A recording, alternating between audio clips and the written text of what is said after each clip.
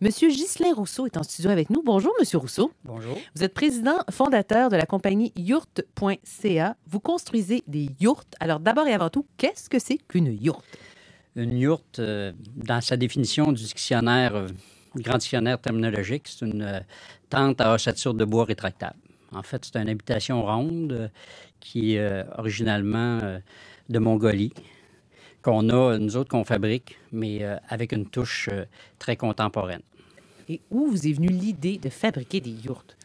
Parce que vous avez commencé, vous n'étiez pas du tout dans ce domaine-là, là, au début. Non, j'étais un employé de la Société de protection des forêts contre les insectes et maladies, donc ça n'a rien à voir avec les yourtes.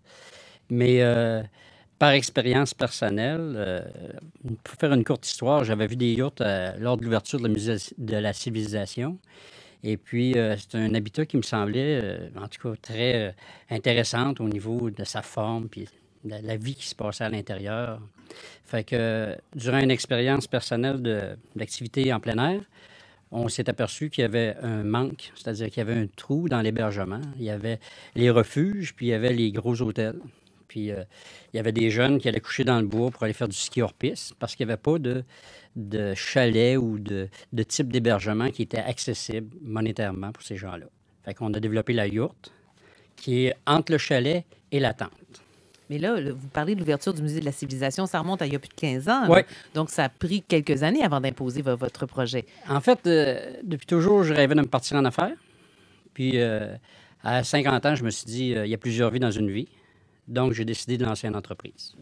Et c'est quoi qu'il y a de spécial dans le fait d'habiter, de dormir dans une yourte?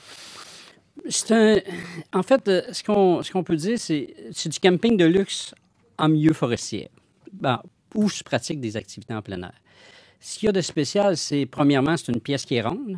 Il y a un dôme de 52 pouces qui est au-dessus de votre tête. Donc, lorsque vous êtes couché, vous voyez les étoiles. Le jour, vous voyez le ciel bleu, les nuages. La pluie tombe.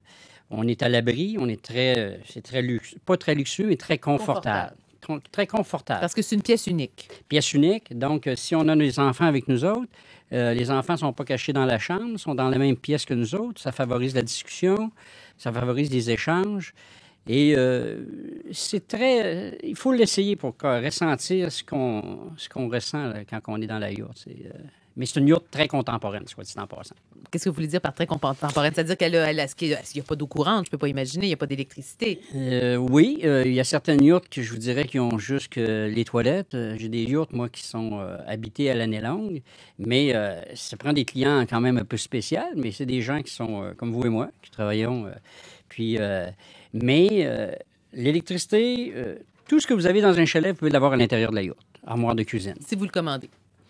Ça, on laisse le client le faire lui-même. Mais il y a des yourtes qui sont installées dans des lieux comme le parc Forillon, le parc du Bic. Ça, par contre, c'est un petit peu plus rustique, j'imagine. C'est pas très rustique. On pourrait dire que c'est un chalet quasiment.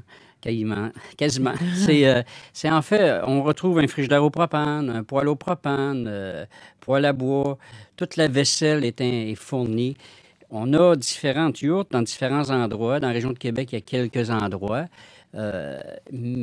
C'est variable. Il y en a qui n'auront pas de place pour cuisiner, il y en a d'autres qui vont avoir une place pour cuisiner. Mais il y en a une dans la région de Québec qui est spéciale, par exemple, celle qui est à Saint-Fériol-des-Neiges.